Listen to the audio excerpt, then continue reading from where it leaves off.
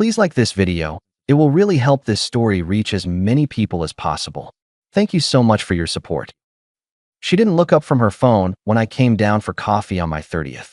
She swiped her screen, put me on speaker without saying a word to me, and walked circles around the island like a hostage negotiator. Yeah, late breakfast. Girls only, she chirped into the phone. I'm already running behind. I stood there with a mug and a dumb little candle in it because I thought it would be funny to light it at the table. She slid past me for her tote. You're kidding, I told her, lifting the mug. Today's Tuesday. You took the day so we could. Uh-huh. Needed a day. She waved, still on speaker, still not looking at me. I'll be back later. No, happy birthday. No glance. Just the front door and the quiet after. If I'd known where it was headed, I would have eaten the candle. I worked from the dining table, my laptop running diagrams, my phone pinging. Mom, Dad, friends, my brother Connor. Everyone except my wife. Noon passed. 1, 2. At 4 I checked the location share she insisted we set up months ago for safety. The dot was downtown. Not a cafe. Not a spa. A hotel. Lakeshore Grand. Level silence from her end. Straight into voicemail when I tried to call. I didn't jump in the car. I'm not a reality show. I called the front desk. Lakeshore Grand. This is Tara. Hi, Tara. I need to send a delivery to a guest. Can you help me confirm the room? I gave my name and hers. One moment. Keys tapped. Yes, Ms. Cole is in 1215. Great. Can I order a cake to the room? Message on top. And please charge it to me. Of course. What would you like it to say? Happy birthday to me. Enjoy the divorce. She was silent for a second. I could hear the hum of the lobby. Do you want that written exactly? Exactly. And I'll email an ID if you need it for the charge. Not necessary, sir. We have your card on file from an earlier reservation. I can process this. No problem. Send it up now. I hung up, saved the call log, and pulled up a number I kept for emergencies I never thought I'd use. Alvarez Family Law. The assistant took my message, scheduled me for 9 a.m. the next morning, and told me what to bring. Bank statements. Titles. Anything that might be questioned. Then the phone started shaking itself off the table. Are you insane? Her text came first. What are you doing? You humiliated me. Call me now. I put the phone face down and typed a note to myself. Save everything. Evidence folder. I took screenshots of her texts, my cake order receipt that hit my email, and the location share with the dot still frozen on the hotel. Another call, unknown number. I let it go. Voicemail popped in, then another text. From a different number. This is Brooke. I'm with Megan. You're a psycho. You're embarrassing her. Pick up. I sorted everything into a folder and turned off notifications. At 9:30 p.m., the front door hit the stopper hard enough to rattle the coat hooks. She came in hot. Coat half on, hair caught on her lip gloss, eyes loaded. You've lost your mind, she opened. I was planning something for the weekend. We were hanging with friends. Someone grabbed a room. You stalked me. I leaned back in the chair. Location share was your idea. Room's in your name. The front desk will print a receipt with a timestamp, just in case we need to frame it. You sent a cake saying enjoy the divorce. Happy birthday to me. I shrugged. You didn't manage it. You're dramatic. Tomorrow, 9 a.m., I'm meeting a lawyer, I said, sliding past her toward the hallway. If you want representation, get it. I'm moving into the guest room tonight. Keep the primary. I'll lock the door. You're punishing me over a breakfast. You were in a hotel, on my 30th, ignoring calls. I answered, hand on the guest room doorknob. We'll keep it formal. If you need to reach me about bills or the house, email me and copy your attorney. Everything else can wait. She stared at me like I'd switched languages. I closed the door. The lock clicked. The first decent sleep I'd had in months happened behind it. By morning, I'd made a list. Bank accounts. Retirement balances. The pinball machines in the garage. 6 restored, 2 in pieces, my odd hobby since college. Serial numbers, receipts, photos with date stamps. The house deed. My car title. The insurance policies. I pulled everything on a drive. I packed a backpack and a folder and left early, tossing a spare hoodie in my trunk. Alvarez had clean hands and a cleaner desk. Walk me through it, he said. Breakfast, I started. Except it was a hotel. She ghosted all day. Location share lit up the lakeshore. I didn't ambush. I made a call. I sent a message. He watched me without nodding. And tonight, I moved to the guest room. We're not doing normal household. I want to keep all communications written. I'll respond once to tell her the rules. Good. Document property, he said, clicking his pen. If your hobby machines are separate property, we need proof. I have serials, receipts, dated photos. Most purchases are before marriage. 2 after, but paid from my separate account. Keep them where they are for now. Don't sell. Don't trade. If she leaves, change passwords. If she stays, you can still move to guest and stop shared finances except essentials. Consider splitting the joint account into bill only and your personal account. Announce it in writing. What about the house? We'll discuss options, buyout or sale. Decide what you prefer, but don't announce it yet. Keep your tone even. You don't need to explain. State terms. You're not in a fight. You're in a transfer. I left with a list and a calm that didn't feel like calm, more like a locked toolbox. She pinged me before lunch. Can we talk? Email, I replied. I sent one email to her and CC'd myself. From now on, please direct all communication to me via email or through counsel. For logistics and bills, I will respond within 48 hours. I'll be in the guest room until we decide next steps.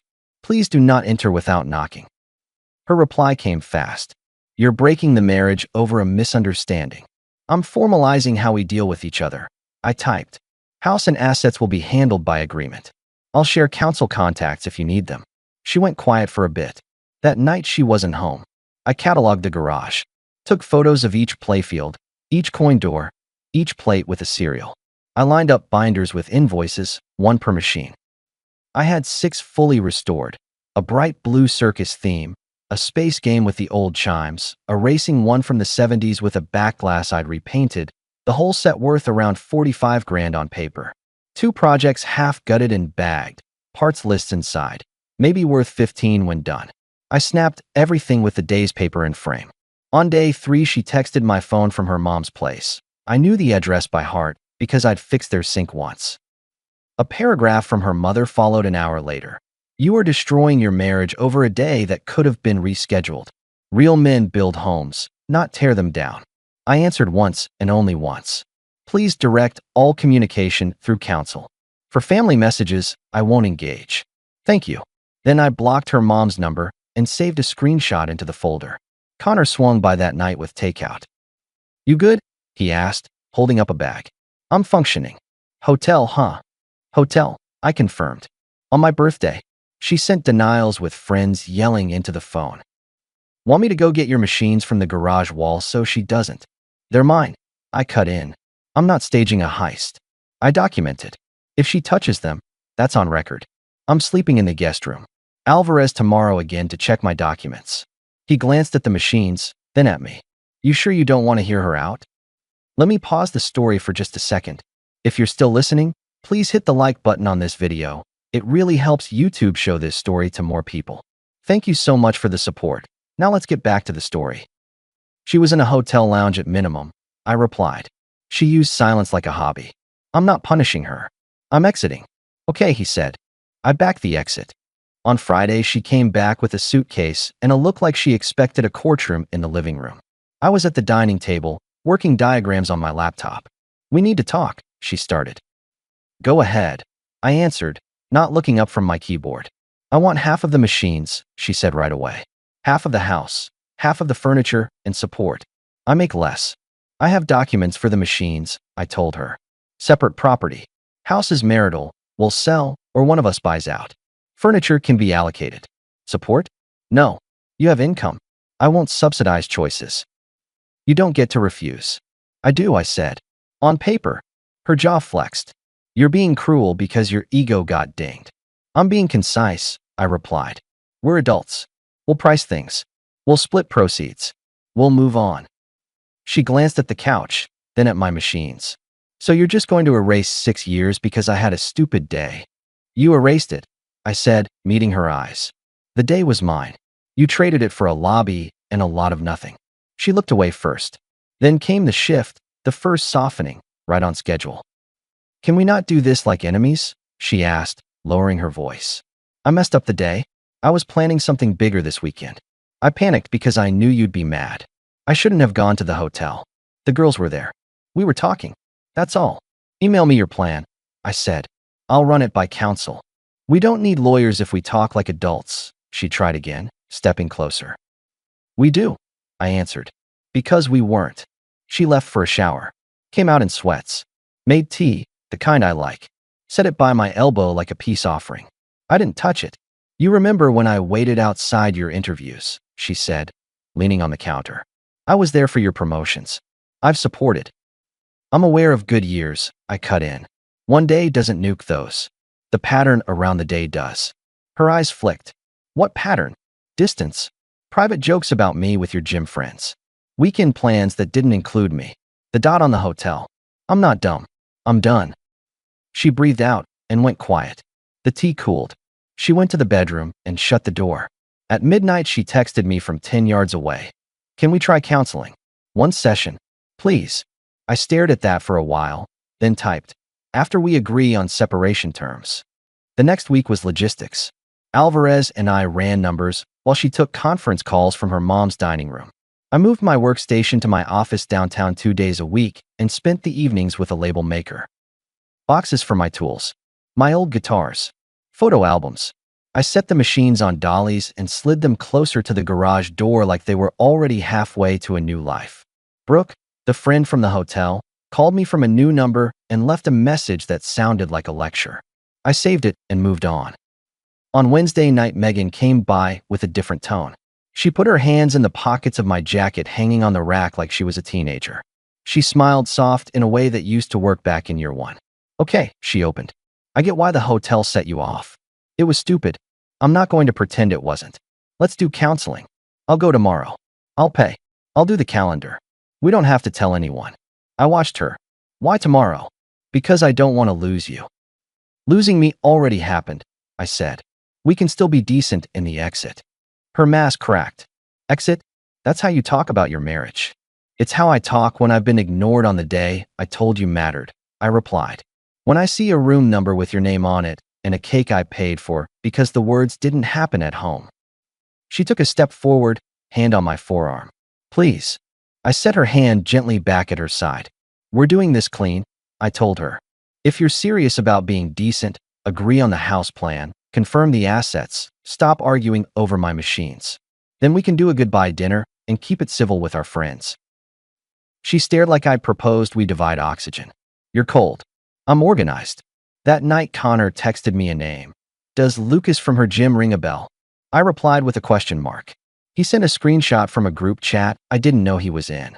Someone had posted a photo of the lobby bar at the lakeshore from that Tuesday. In the corner, shoulders turned, was Megan.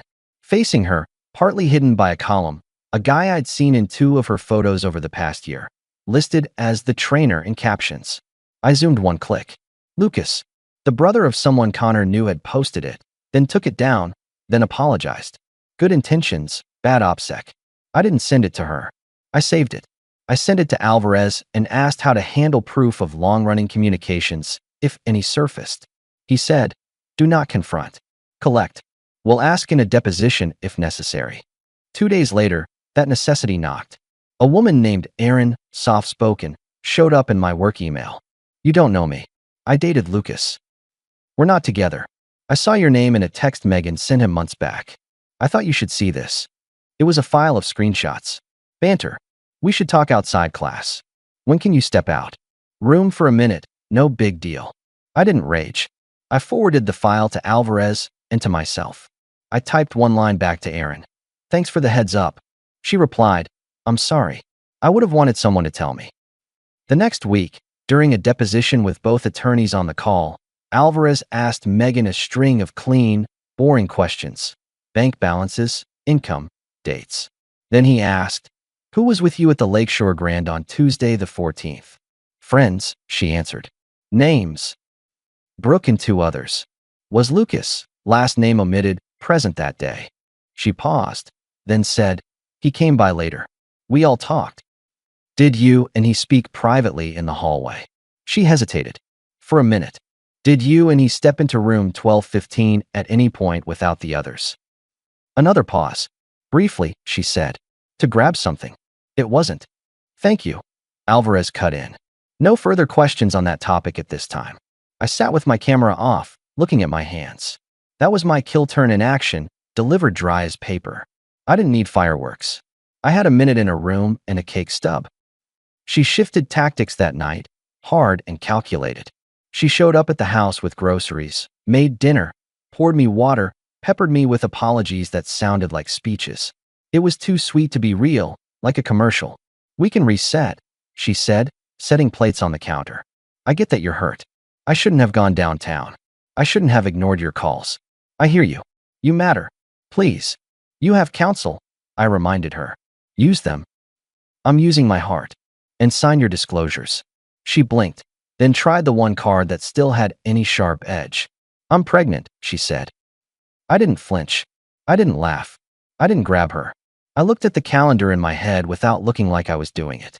She stared, waiting for panic or hope. "How far?" I asked. 8 weeks, she answered. "Too fast." "Then we do a test," I said, exactly as if we were discussing a leak under the sink. Before any conversation about custody or money. Until then, we assume nothing. And we're still moving forward with the house. "How can you be so?" "Because you had a minute in a hotel room on my 30th, I answered. "Because you spent the day pretending I didn't exist. Because now your timing is convenient." "You're accusing me of..." "I'm not accusing you of anything," I cut in. "I'm requesting a test at the appropriate time. Alvarez will send the protocol. In the meantime, please do not reference the pregnancy in any demand letters." She didn't cook for me again. The following week, we listed the townhouse. She balked. Her lawyer wrote that a stable environment for the child required her to keep the house and me to cover costs. Alvarez replied with 3 lines. "No child has been legally confirmed. My client will not carry the mortgage on a property he is not occupying. Proceed with sale or propose a buyout with market valuation." She sent another dietary apology. I ate at my brother's. My office became my sanctuary. I started going there more, not because I needed the hours, but because I needed walls that didn't remember arguments. My team pulled me into a system redesign that took a full day of whiteboards and pizza.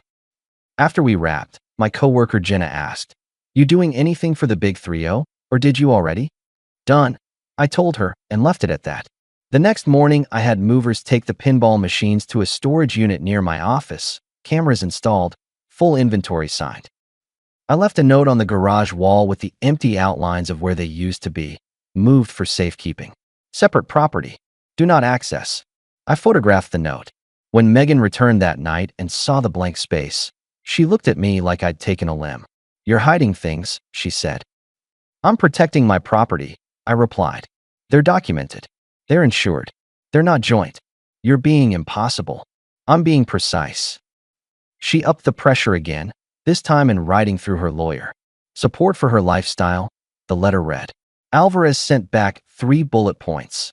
Incomes, standard of living, lack of need. "No," he wrote, politely, and attached case summaries. He CC'd me. I didn't need the citations. I needed the word no. Then came her second version of change. She turned soft plus Tinder up to 11. She sent me a picture of a baby outfit. She left a note on my laptop. "We could have a family. We could fix this. You're a good man. Don't make this your legacy." I left the note on the counter. I emailed her attorney. "Please advise your client that any future references to potential children must be set aside until confirmed by testing. We are not discussing custody or support until then." A week later, her lawyer's tone shifted. "Our client seeks a reasonable settlement. Sale of the house with shared proceeds. Division of retirement accounts for the years of marriage. Each keeps their own personal property. No continuing support." It was the list I'd set out on day 1, minus the noise. I wrote Alvarez, "Except with adjustments. Confirm my machines are excluded explicitly. Her car and payments remain on her. No support either way." He made the edits. They had one sticking point. She wanted one of the restored machines because it reminded her of us. I told him, "That's the point. It's mine." He sent declined. They dropped it. We were closing, and I could feel the temperature drop.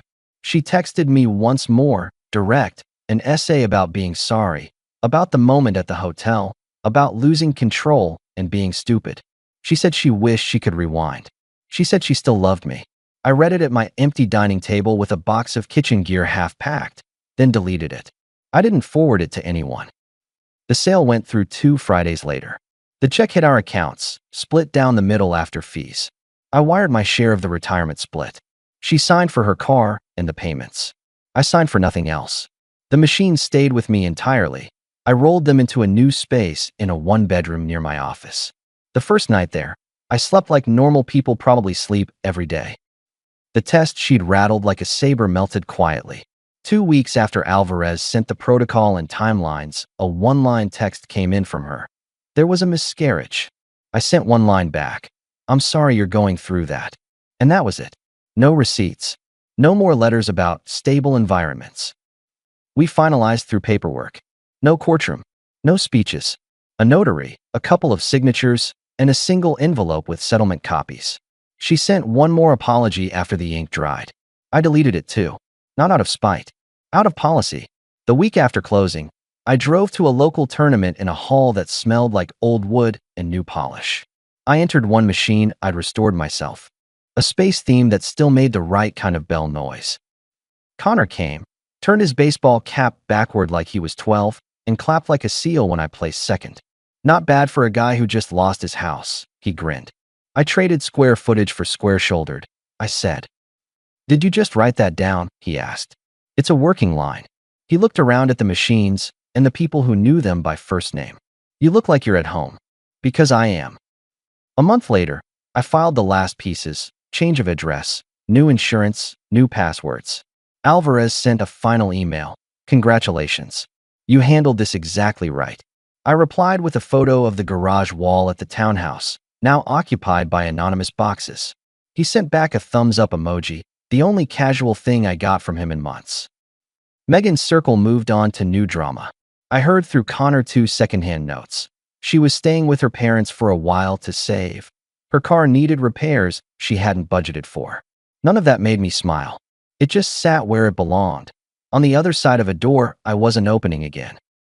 On a Wednesday in May, I was in the new apartment, the machines humming like background wildlife, when Jenna from work texted me. Still on for trivia tonight? I thought about the empty couch I'd bought with no shared opinions and the way the city lights hit the glass in my window.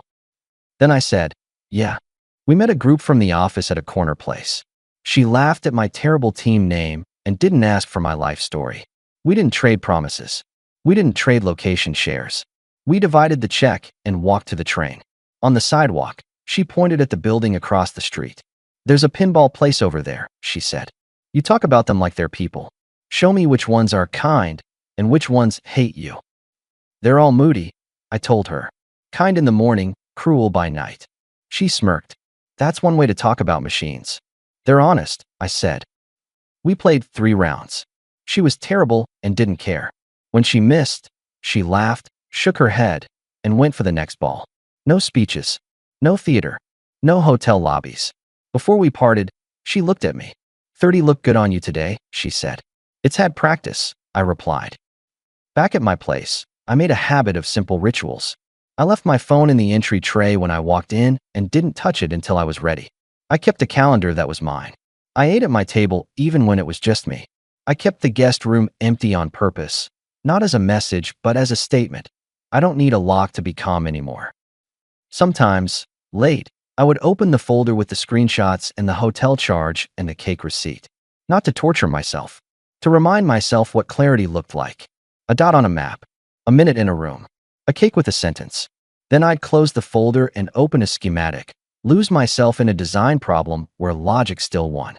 On what would have been our next anniversary, I drove past the lakeshore on my way to meet Connor for lunch. I looked up at nothing in particular and kept driving. At the light, a guy in a delivery hat jogged past with a bakery box balanced on his palm. For a second I thought about the message written in icing that day. I didn't smile or scowl. I just felt the rightness of a choice made at the right time. Connor slid into a booth across from me. So he said, any contact from her this month? No, I told him. And it's perfect. You going to that tournament Saturday? Yeah, I nodded. After trivia. With Jenna. He nodded slowly. Good. Fresh air. Fresh rules, I corrected. He raised his soda. To rules. I clinked mine against it. To respect. Back at work, my team rolled out the new architecture, the kind of launch that normally would trigger nervous pacing. I stood behind the chair of a junior guy and watched the graph stabilize. The CEO wandered past, clapped me on the shoulder, and said, "Nice work, Daniel." It landed different this time. Not because it mattered more, but because I wasn't wasting energy elsewhere. Every now and then, someone who knew both of us would bring her up like they were dropping a match. "I saw Megan at the grocery store," they'd say. "She looked tired." I'd nod. "I hope she gets some sleep." Then I'd change the subject. The part of me that used to think I had to explain had retired. I moved one of the restored machines into the living room, a red and gold model with a stubborn left flipper. I played a quick game before bed most nights, not chasing high scores, just hitting the ball until it dropped and not being mad at gravity. When I lost, I didn't pound the glass. I put a hand on the side of the cabinet, breathed once, and shut it down. Ritual, not obsession. People ask what the last thing I said to her was, looking for some cinematic line. They're disappointed when I tell them the truth. On the day she brought up the house one last time, her voice tight, her lawyer pushing for just one machine because memories, I set down my pen, looked at her, and delivered the whole thesis in 3 flat words. Respect or distance. She chose distance when she ignored my day. I chose it back and did the paperwork. No shouting, no scenes, no kitchen chairs thrown. A cake, a call, a door with a lock, a guest room, a schedule, machines rolled out. Dot after dot connecting a picture adults recognize. Now it's just my name on the lease, my keys in the bowl, my rules in my pocket. I'm not angry. I'm busy. I'm in a better apartment with a shorter drive, a lined-up project waiting on my workbench, and a number in my phone that texts me about trivia nights and machine personalities. If there's a moral, it's not complicated. Don't waste birthdays on people who pretend they're Tuesday. Don't explain a line twice. And when the hotel lobby swallows the person who promised to sit across from you, send the cake, call the lawyer, and get on with your life. Our story has come to an end. If you've made it this far, how about subscribing to our channel? It helps us immensely. I've selected 2 other videos for you that I'm sure you'll enjoy. Feel free to click on them. I'll be waiting for you in the next story. See you soon.